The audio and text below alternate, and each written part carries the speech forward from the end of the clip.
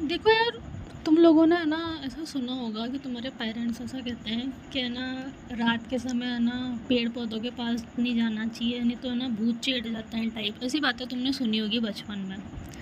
तो देखो, तो क्या तुमने कभी सोचा है ध्यान से कि सही में कुछ ऐसा भूत वूत टाइप होता है कि हमारे पेरेंट्स हमको पागल बनाते हैं? तो देखो, इसके पीछे है ना एक रीज़न होता है।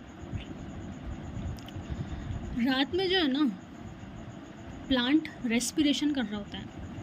वो वैसे दिन में भी रेस्पिरेशन करता है, और तुम लोगों को पता ही होगा कि रेस्पिरेशन में क्या होता है, O2 का O2 का इनटेक होता है और CO2 का रिलीज़ होता है। और जो CO2 गैस होती है ना, वो हमारे लिए सफोकेटिंग टाइप होती है। तो अगर अपन ज़्यादा CO2 के प्रेजेंस में रहेंगे तो हमको सफोकेशन फील होगा, और इसलिए हमसे मना किया जाता है कि रात में पेड़ पौधों के पास नहीं जाना चाहिए। अब तुम सोचोगे यार, रेस्पिरेशन तो दिन में भी होता है, पर दिन में तो हमसे पेड़ पौधों के पास जाने को मना नहीं किया जाता। तो देखो, दिन में रेस्पिरेशन होता है, पर रेस्पिरेशन के साथ साथ प्लांट में एक एडिशनल प्रोसेस होता है जिसको हम कहते हैं फोटोसिंथेसिस। और photosynthesis is just reverse of respiration.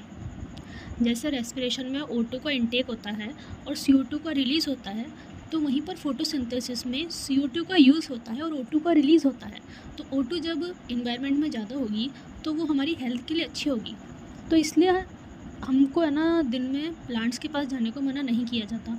और जो फोटोसिंथेसिस का जो अमाउंट होता है ना, वो रेस्पिरेशन से ज़्यादा ही होता है। इसलिए जो O2 का रिलीज़ होता है वो CO2 के इंटेक से ज़्यादा होता है। ठीक है, तो बस यही रीज़न है, बाकी ये भूत वूत टाइप कुछ होता नहीं है।